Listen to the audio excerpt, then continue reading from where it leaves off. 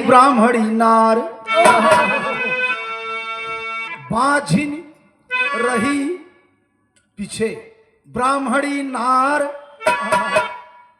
ब्रह्मा सुतन लिखन लीलार। पहुंचे नारद बाबा दिहन लाल बलिदान। ये चैनल वाले हमारे सभी साथी जो जहां से चल के आए हैं, जो जिस नाम से चैनल चलाए हैं, सबको नमस्कार है। ये गाना ले लीजिएगा अच्छे ढंग से। सकल देशवासियों के लिए, माँ बहनों के लिए, नौजवानों के लिए, बुजुर्गों के लिए, हर एक समाज के लिए ये गाना सुधई राम यादव शुरू किया है। बहुत छोटा सा दास्तान हमारे देश की बहन बिटिया सुनेगी, उनको ये याद रहेगा कोई कलाकार इस बात को कहा है। जन जन के पास आज के युग में मोबाइल है। ध्यान दीजिएगा। गाने का शीर्षक है, अभी आपने सुना सैयद राजा की उत्पत्ति। बीच में गाने से नहीं मतलब है, केवल मूल कहानी कहाँ आके टिकी कि सैयद राजा कैसे भव नाम परा। इस गाने में मिलेगा आपको बनारस नाम कैसे पड़ा, बनारस की उत्पत्ति। बनारस में सैयद राजा बा और बनारस जना है ये है। याद करेंगे बनारस कब से और कैसे इसका बनारस नाम पड़ा। कहना है, बाझनी रही ब्राह्मणी नार ब्रह्मा सुतन लिखन लीलार। पहुंचे नारद बाबा दिहन लाल बलिदान।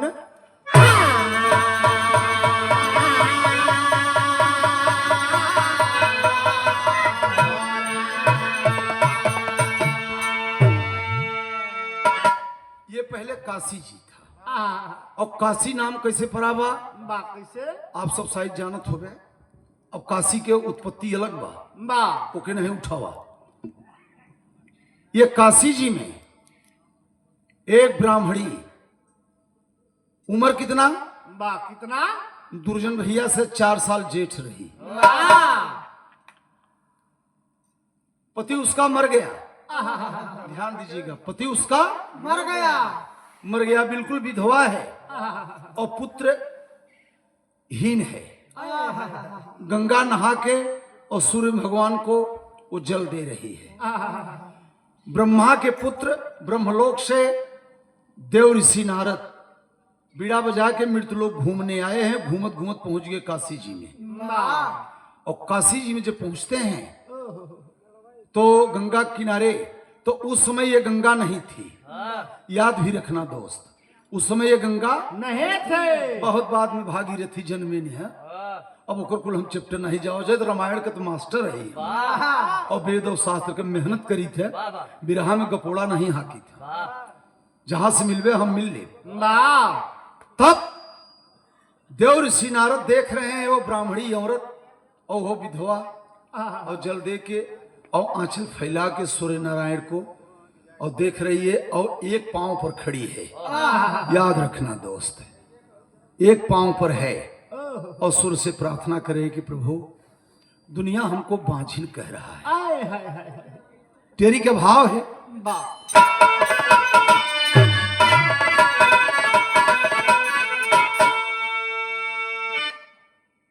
कहीं अरे राम मेहनवा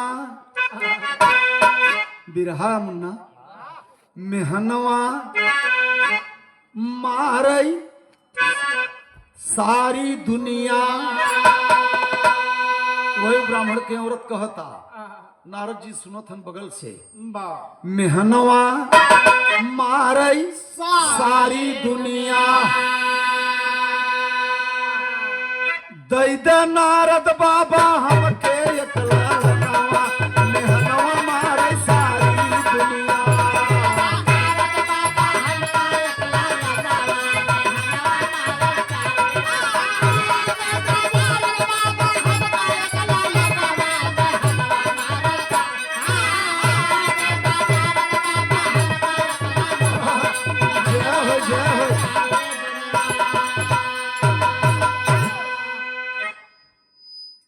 बंदिश है। रहत ब्राह्मणी काशी जी में, ब्रह्मा सुत न लिखे लीलार। बहुत बिताल दी थे। रहत ब्राह्मणी काशी जी में, ब्रह्मा सुत न लिखे लीलार। रोज पड़ोसी ताना मारे, बाझिन बगले हमरे नार। रार करी हम कैसे कैसे, विधना सुन लेते पुकार। रारी नारद पहुंच गए हैं, पूछन लागे सबई जहार। ठेका चाहता देव ऋषि नारद पहुंच गए ब्राह्मणी के पास। कहे माता जी नारायण नारायण। ओ ब्राह्मणी बाजिन कहा कि महाराज आप साधु के भेष में हैं, आप कहां से आए हैं? कहे हम तो ब्रह्मलोक से आए हैं। कहे आप मतलब? कहे हम ब्रह्मा के बिटवा है, जे पूरी दुनिया रचत है, बिरहा सुन रचत। कहे हम ब्रह्मा के बिटवा है, जे सारी दुनिया रचत है, उनका बिटवा देव ऋषि नारद है।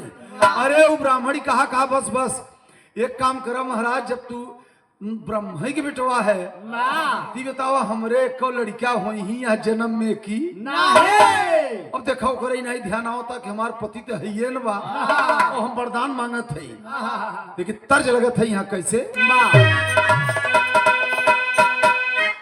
अरे हमारे दुआरिया पर आए हो बाबा, हमारे दुआरिया पर अब आए हो बाबा, अब बैठे या लखवा जगाए हो बाबा।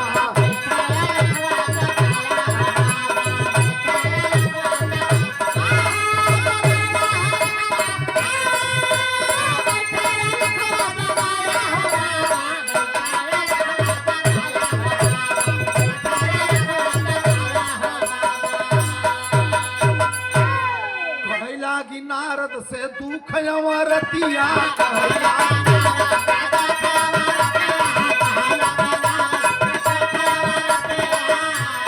पैदान लाल भय बाझिन की गतिया।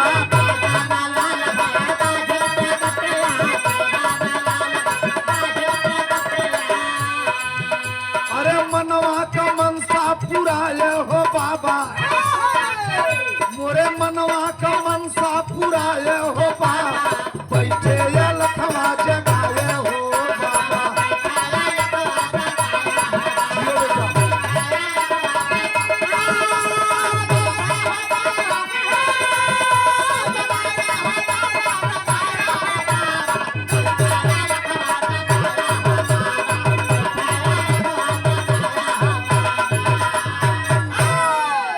सुने वाले कादीपुर खुर्द के बाबू, वो ब्राह्मणी कहता 70-75 साल के उम्र में, कहे लाग नारद से दुख अमरतिया, पैदा न लाल भय हमार बाझिन की गतिया। मनवा का मनसा हमरे पुराए हो बाबा, बैठे अलखवा जगाए हो बाबा। देव ऋषि नारद कहे तू आप फरमाइश कह माता जी। कहा यह कहत है कि दुनिया हमके ताना मारत बाझिन कह के, अगर एक ठे हमरे गोदी में लड़का हो जाते तुम्हार बझनी का नाव छूट जा। अच्छा यही पे बिरहार रोक के तनी भाई साहब से समझ ली। एक महतारी बाप के लड़का रहा, 7 धरा एक टाइम खात रहा। कितना? 7 धरा, 4 किलो का धरा हो, 7 चौक 28 किलो एक टाइम खा। पहलवान रहा। तो बुढ़िया कहे बिठवा हम बुढ़ाई दैया पीसत पोवत बियाई गई है। जाते तोहार बियाह कह दे है, गवन नहीं लिया है, जाते ससुरारी से अपन मेहरारू लिया ये बिना गौने चला, जब बिया हुआ तो भोई बा, खाली गौनो में नहीं आई बा। लेकिन जाया तो अकेले जाया, केहू लिया कि मत जाए। तो पीछे लाग परछाई चल दे, जब पीछे ताके तो को परछाई बा, अब घाम रहबे किया तो तो परछैया से हाथ जोड़े कि भाई हम ससुरारी अकेले जब तो है लिया आई के ना जा। तो जब वो परछैया से हाथ जोड़े तो परछैया हाथ जोड़ लिए। अब देखा यार जोरत है तो जोर आता। अब वो कहे हमारे ससुरारी चले दे सरवा मरा था करता हाथ जोड़ के। तब वो करे बाद कान्हे पर कतौली पहले ससुरारी जात रहा कान्हे पर कतौली उतार के धई दे कहे ले भाई मान जा मत जा हमारे ससुरारी। कुछ दुनिया आगे बढ़त कहे देखिए आवता कि नहीं फिर देखे तो फिर परछाई तो बुसैठ निकाल के ही दे दे ले भाई मान जा। हाँ बहुत सुना बुसैठ निकाल के दे दे फिर आगे बढ़ा परछाई फिर कहे सरवा नहीं माना था गंजी निकाल के दे के उघार दे दिया कहे भैया मान जा।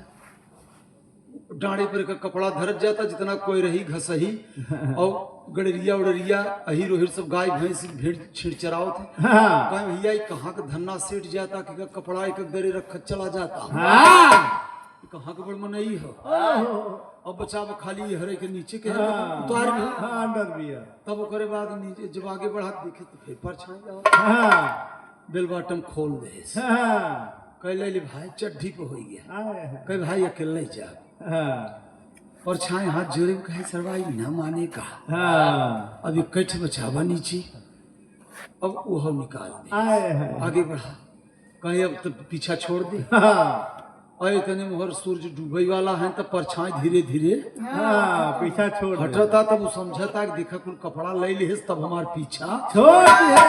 जब नंगा हो गए तो कहे ससुरारी जाते दाढ़ी बनवाई तो एक सैलून बंद करे वाला शर्मा जी रहे या शर्मा भाई के बोले नहीं अब चाहे काम को हो चाहे नाम को हो भगवान जाने ना कहते दाढ़ी बनाई तो शर्मा देखे नंग धिड़ंग कहे भैया तू कहाँ से आओ कहे यहाँ ढंग से पोजीशन से कुर्सी पे न बैठा हो नहीं कहे बैठाए ले हम ससुरारी जाते कहे हाँ तो दाढ़ी बनवा और बार बनवा बढ़िया से तो शर्मा जी को लिखे रहा 50 रुपया कटिंग 40 रुपया कटिंग 30 रुपया कटिंग सबसे महंगा वाला कटिंग काटे तो बार वो काट दे शर्मा जी एक कटिंग तो हो गया एक कटिंग का पैसा बन गया देखे शीशा में कम जमता है करे नीचे दूसर का कटिंग कितने क्या कहे 35 रुपया कहे वो काटे अब वही बारे में से वो कटे लगा और बार छठवार हो गया शीशा में देखे ससुरारी लाया बार नहीं बा ये करे नीचे कहे करे नीचे 15 रुपया वाला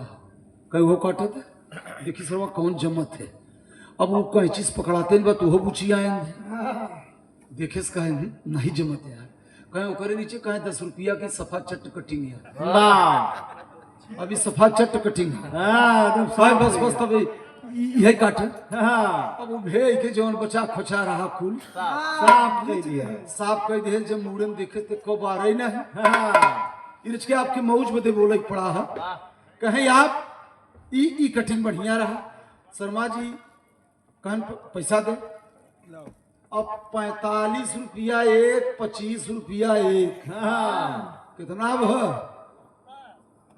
45 और 25 75 जोड़त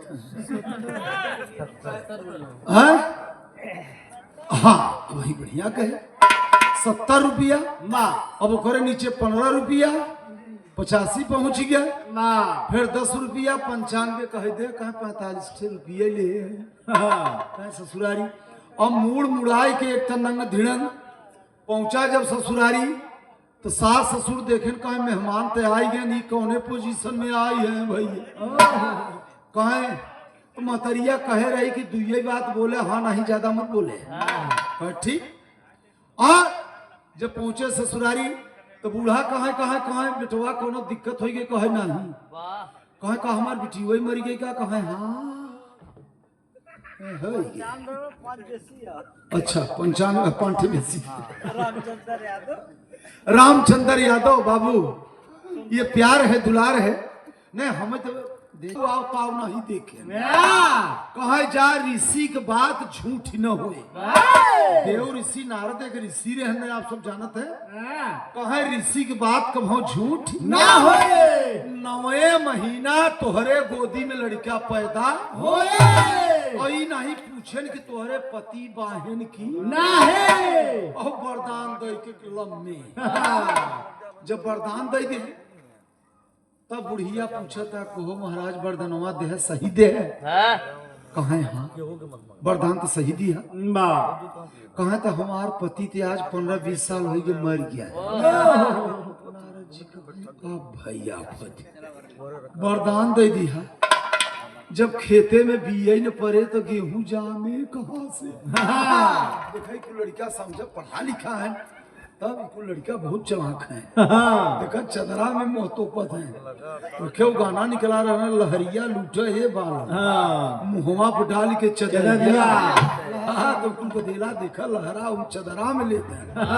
भैया हो मौज हो मार के बिरहत पॉइंट न टूटे।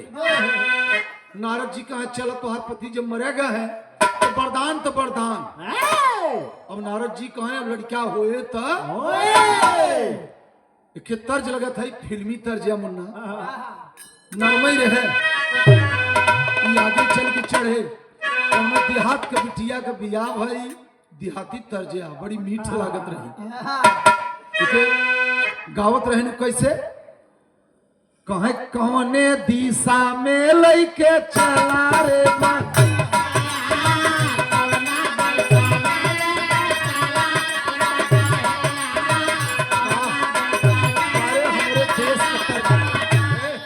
ये हमारे माटी के गीतिया बाबू आज भी इन्हें रस कितना चुहता। फिल्म का नाम का रहा हो नदिया के पार। नदिया के पार हमारे देश के गीत हमरे याद रहत है। यह से पूछी तो तोहन से देखी तोहन जानत है कि मत सोचा कि गई नहीं जनते। कौने दिशा में लइके चला रे बटोहिया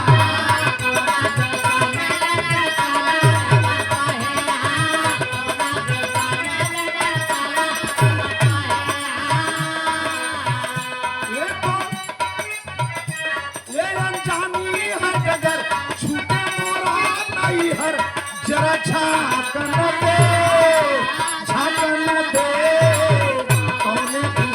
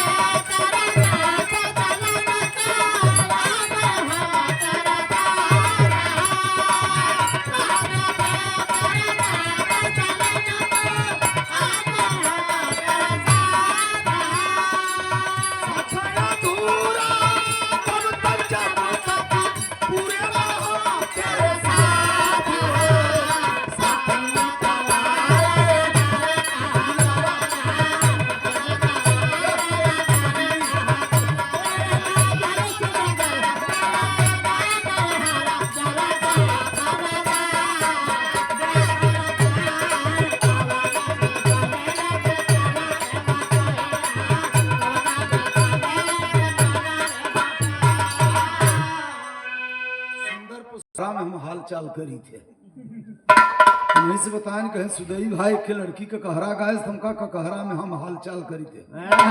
क माने का हाल बा, ख माने खाऊ, ग माने गई रहू, घ माने घर दुआर ठीक बा, छ माने चाचा चाची ठीक है, छ माने घरे छाता होता छप्पर ऊपर छानी उनी ठीक बा, ज माने जीवन तोहरे थ एक देहे पे बा, झ माने तोहे के झकझोरे बा।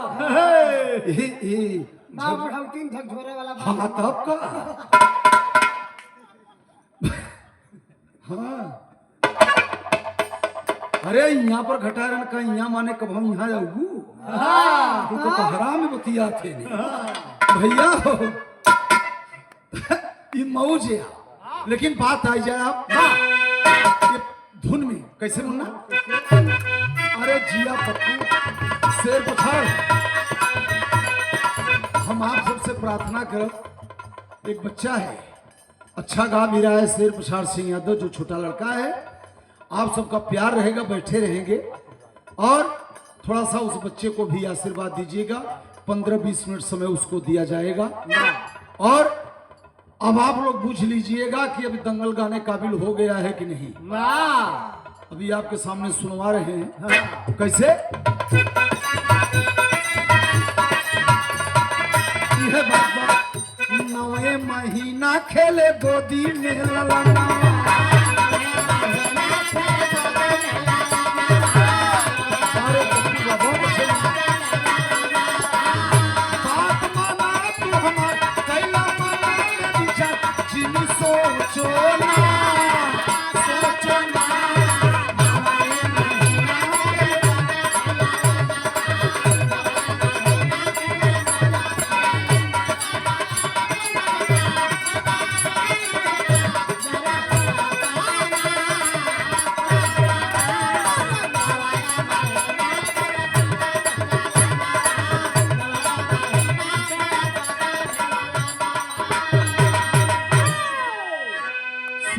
बाबू नारद भगवान वरदान दे के पहुंचल कहाँ अपने पिताजी के लिए ब्रह्मलोक में जात हैं तो गाना पर ध्यान दे और वहां जात हैं तो ब्रह्मानी माने सरस्वती ब्रह्मा का औरत, ब्रह्मानी और ब्रह्मा बैठे हैं।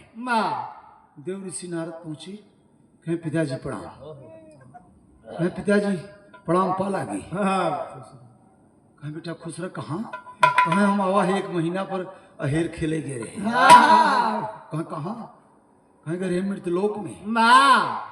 एक हमार सवाल बा, कहे के वरदान दे दिया 70-75 साल के खे ब्राह्मण ब्याह और काशी जी में, और ओकर पति 30-35 साल मर गए और ओकर उम्र 70-75 साल बा, ओकरे लड़कियां नहीं है और हम वरदान दे दिया ओकरे खे लड़कियां दे, तू दुनिया के रचत है तो हमार बाप है तू, बाप के एक लड़किया ओके दे। ब्रह्मो को दिमाग खराब, कहे को पति 30-35 साल मरे हो गए, कहे हाँ, और कहे ओकर उमरिया कितना वो, कहे 70-75 साल, कहे जब ओके लड़का दे ओकर पेट फूले तो बुढ़िया थामे मूर्छा। अब समझे हमार भी रहो वैसे ही बात तो सबके हंसे की बात, अब भैया गनवा जवाबो हो जाए, कहे तो थामे अब 75 साल के बुढ़ापन के लड़का हुई तो कैसा लागे दादा, तू घरे पूछे, हमें मत बताया, तू ही पूछे, अगर मावा जियत हुई हम कुछ कहत नहीं है, कह दे थम्भू मूर्छा।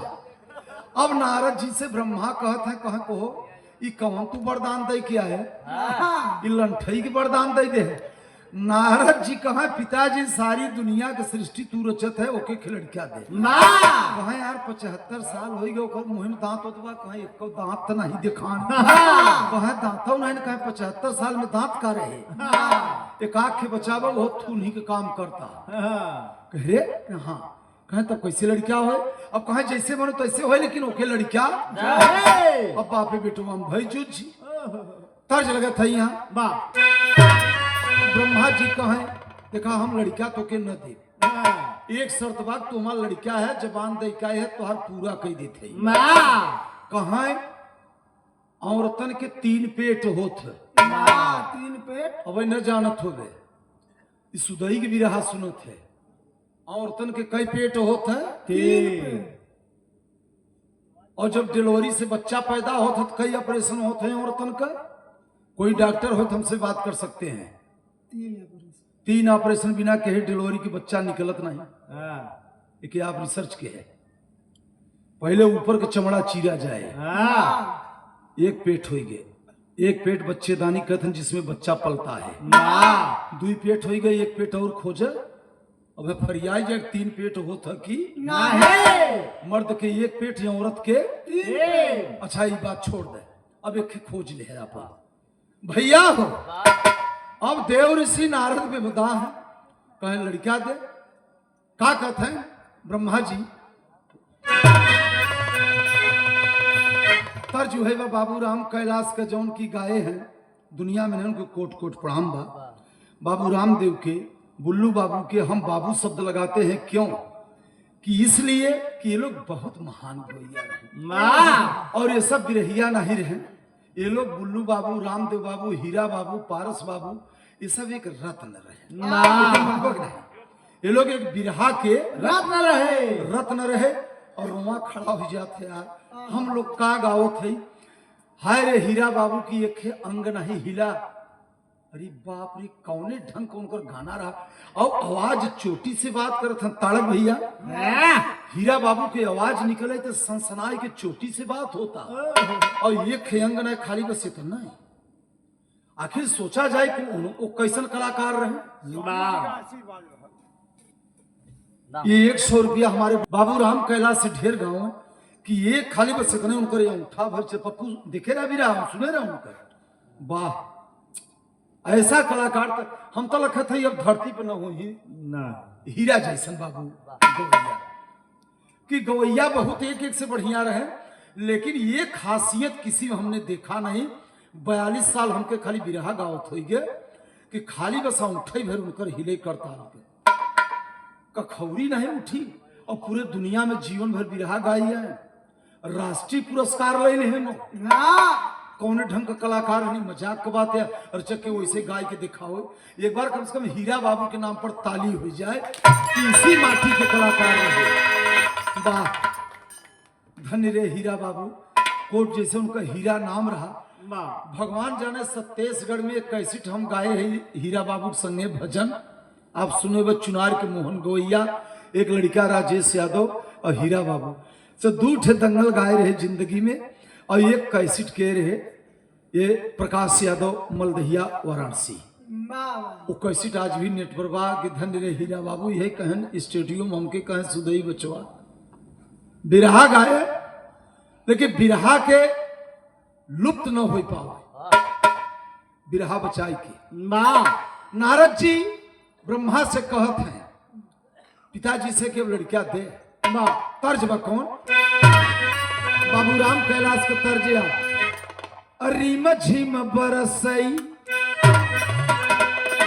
अब रिम झिम बरसई सवनवा हो। यह जो पूर्वांचल वाले गाय गोरी तोरी मुस्की वही हो लेकिन वो बदल के गाय रहे। रिम झिम बरसई सवनवा हो पिया आए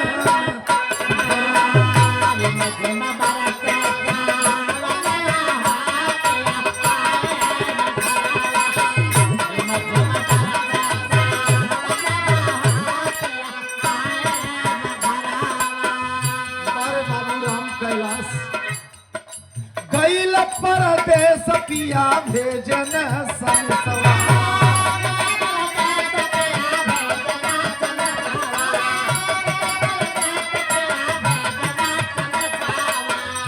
सुंदर पुरस्कार 200 रुपए का पुरस्कार उमा शंकर मास्टर साहब भैया के प्रणाम बा। गैल परदेश पिया पीछे रहे मुन्ना भेजन सनेसा आड़ी गोरी अंगना में उठेला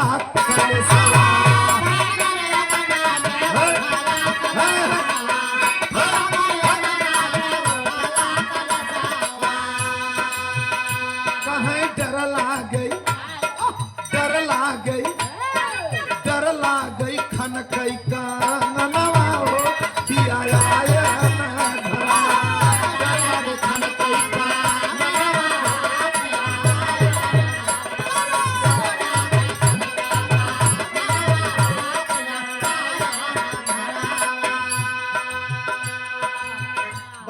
कैलाश का रह जा रहा है। नारद जी अपने पिता से कहते हैं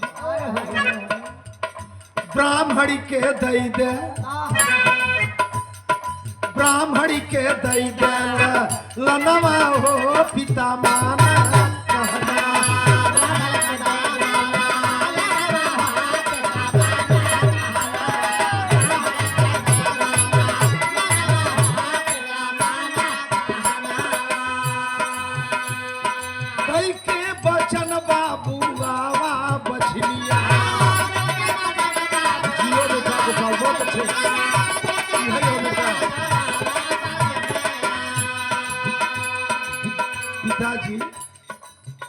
दई के बचन पिता हमें आवा बझनिया एक ठे तू लाल दई दमान बचनिया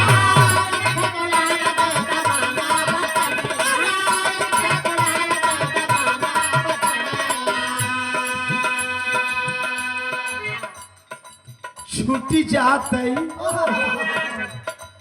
बिरहा ब्रह्मलोक में बात होता छूटी जाते वो कर में हनवा हो पिता मान तो हनवा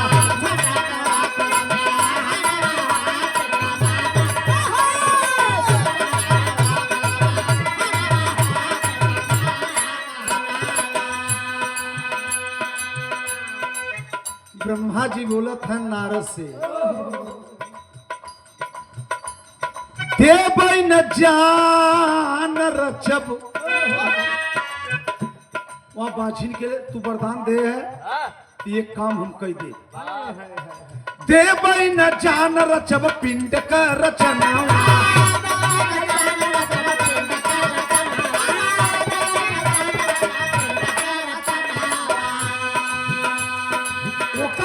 कर्म में न लिखा ललनवा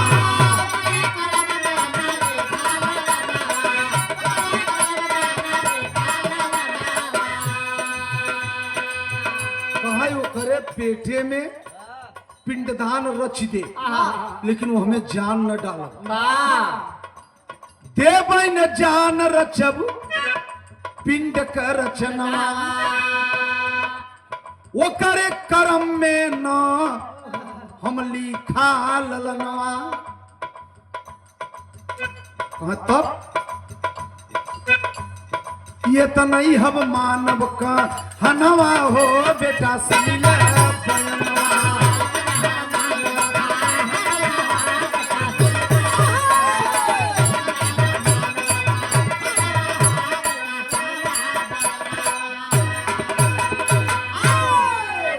बिरहा सुने वाले बाबू नारद भगवान कहें ठीक है पिताजी आप ओकरे पेट में पहले पिंडदान रचे पिंडदान रचत हैं ब्रह्मलोक से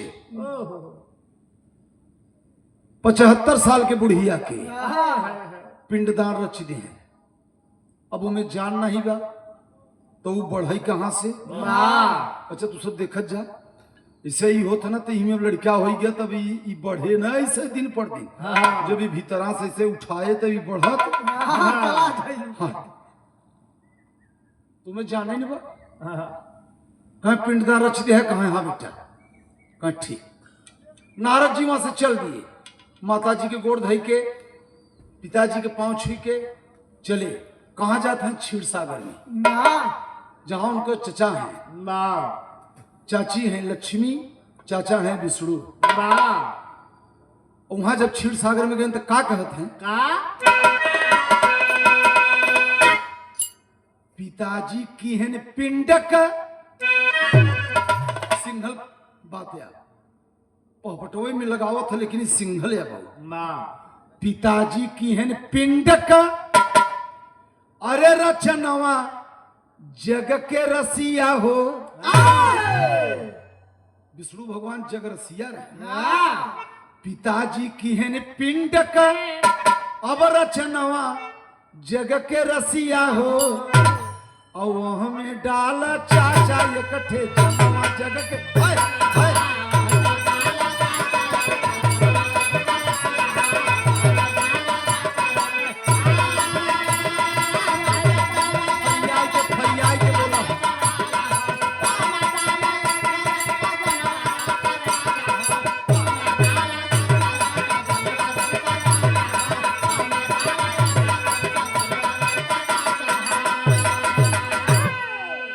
चाचा हम जान डाल दे नारद जी क्षीर सागर में कहते हैं विष्णु भगवान से तो विष्णु भगवान क्या कहते हैं कैसे उल्टब नारद बेटवा ब्रह्मा का विधनवा भगवान कहे कैसे उल्टब नारद बेटवा ब्रह्मा का विधानवा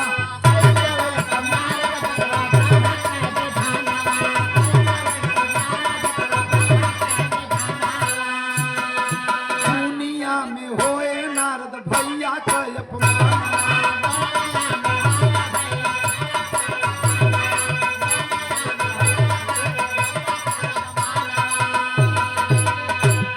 कैसे उल्टब नारद बेटवा ब्रह्मा का विधना और दुनिया में होए नारद ब्रह्मा का अपमान हम नौ हमें डालब ये कौ जनवा जग के रसिया हो कहीं हम हमें जान न डाला जब तुहार बाप पिंडदान रच सकत हैं जानव डाल सकत हैं तो कहीं वही नहीं डाले अब हम ब्रह्मा वाला काम ना करा सबको ड्यूटी अलग अलग बा कहीं न डलबे कहना कह ठीक अब नारद जी वहां से ऋषियाई के चल दिए शंकर भगवान के लगे हिमालय पर कैलाश मने कैलाश पर्वत पे जाते हैं और शंकर भगवान देखे आप भोले बाबा तो पार्वती से कहे पार्वती कहे का कहे काम कर तू गुफा में लिया जा कहे का कहे नारद कोनो बवाल लेके बिना बवाल के हमारे लगे तू गुफा में लिया जा कहे कैसे वो लिया कहे निहुर के वो लिया हाँ पार्वती देवी है उन्हें कुछ गलती मत बोला नहीं तो ठीक न खाए कहे निहुरे निहुरे वो लिया जा गुफा में पार्वती वो लिया गुफा में नारद जी देख रहे कि चाची तो वह पहाड़ में वो लिया थी और शंकर भगवान आंख मुद के पत्थराक चट्टाने त्रिशूल अपन सांसी में गाड़े है एक कहती चूतर दिखाता एक कहती बाघंबर से तोपी के अपन राम राम राम राम राम राम शुरू कर दे नारद जी पहुंचे कहे देखा इनकर माया आया नारद जी कहे ये चचा ई नकली भजन मत कर आँख खोला नकली भजन मत कितना देरी तक चाची से बतियात है हमें देखे है पहाड़ों चढ़त भरे ध्यान लग गवा उठे आँख खोला शंकर भगवान मुस्की आई के कहे का बात है कहे एक ही बवाल हमारे कपारे बाबा हमारे वचन खाली न जाए काशी जी में के ब्राह्मणी की वरदान दे दिया लड़किया हो कि 75 साल उम्र बा 35 साल ओकरे पति की मरे हो गया दुनिया भर के बवाल लेके ढोवत है ये कपारे पर कहे यहाँ तो कहे तब तो कहे हमार पिताजी पिंडदान करे पेटे में रच दे कहे तब कहे गए विष्णु चाचा के लगे तो जान नहीं दे तो तू ही जान डाल दे शंकर भगवान कहे जब दुई जने नहीं इकुल काम के हैं तो हम है बेवकूफ बनाए हैं हम हूँ हमें जान ना डाला सुना भी रहा तो कहे ठीक बा चचा है तू हूँ चाची पार्वती सुन ले क्यों जने हमार बात सुनत नहीं है न बाप ही सुने न दूठे चचा चाची है तू ही सब सुने तो एक काम ही के है तब हमारे पीछे कभू आए हुए और नहीं ऊंचा फसाऊ न कि गवाही न मिले तो हर सबको शंकर भगवान कहे जा ऋषि चल आए नारद जी एक जंगल में आपन शरीर लई के इमली के खोथड़ा जंगल में खे इमली पेड़ रहा बहुत बड़ा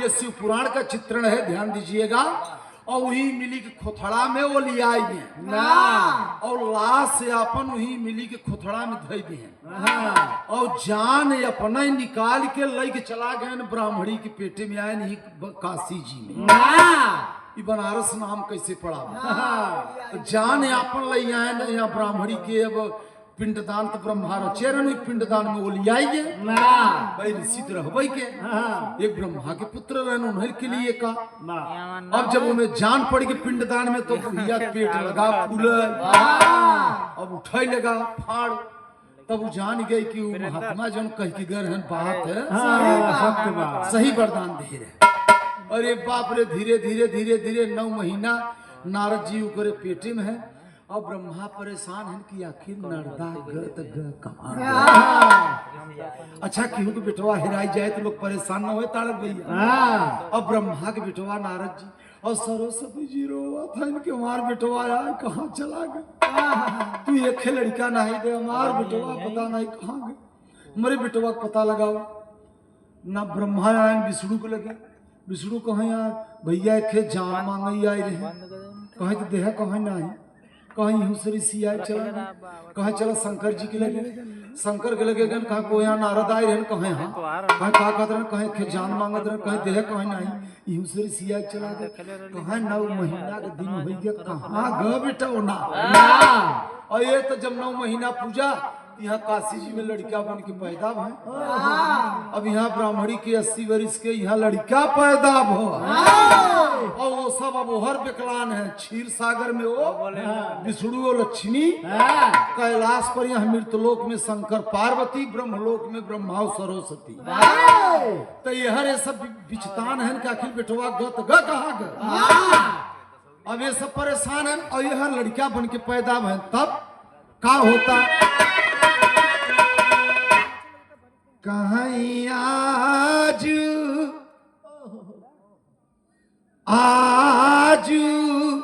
बूढ़िया के जन अमेल अलना आवा भावनवा नीक अला अगाई हो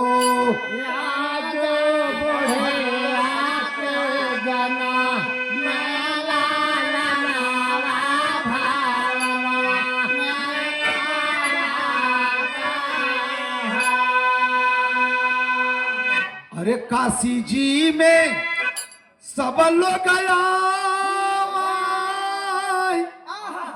तो होरिल खेला आवाई जब कहीं आजू टोला आवा परोसिनी सब वही होरिल अके खेला आवाई हो आज तलावा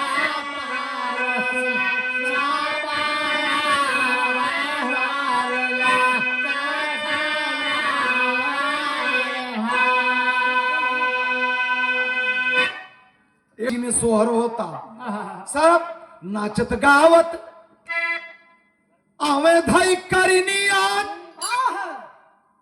तो सगरी पाउनिया हो सब काशी जी में बुढ़िया के द्वारे टूटा है हलचल मच गई बा सतयुग में कि आज ब्राह्मणी के जो बूढ़ी मावा गंगा नहात रही माझी रही उनका पति मर गए हैं अरे उनके तो लड़का पैदा भाबा कहे नाचत गावत अनावे धई का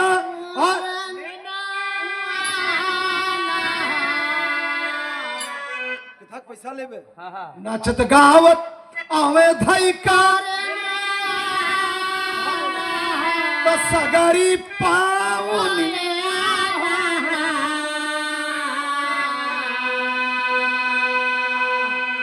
अब चढ़त है मुन्ना कहीं अरे मोरे ललन पर्दा दे अब पत्ती ऊपर लगाई की हाँ दे अरे मोरे ललन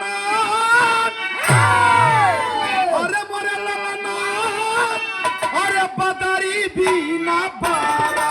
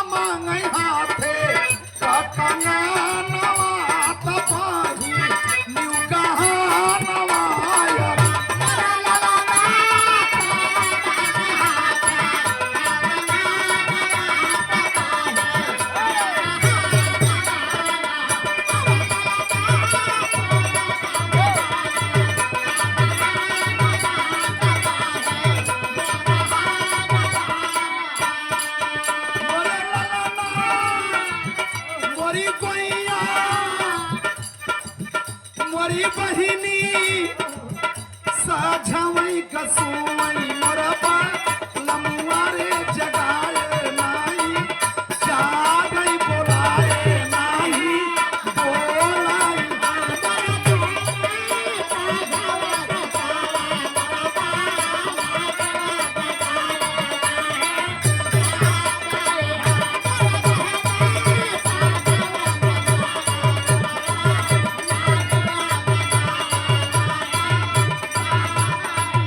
मोरी बैया मोरी सखिया सासू जगावई ऊपर हरिया हो ननद तीज हरिया हो मोरी सासू जगावई ऊपर हरिया ननद तीज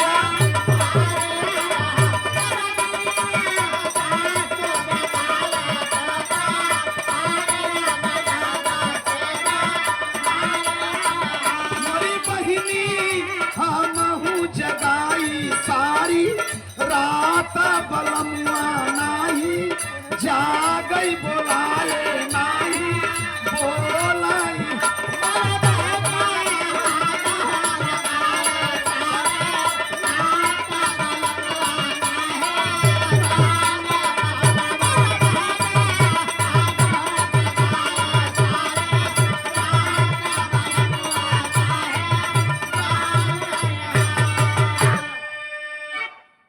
₹100 हमारे बड़े भाई की ओर से प्रमोद भैया बहुत बहुत धन्यवाद है। हम बाबू पहले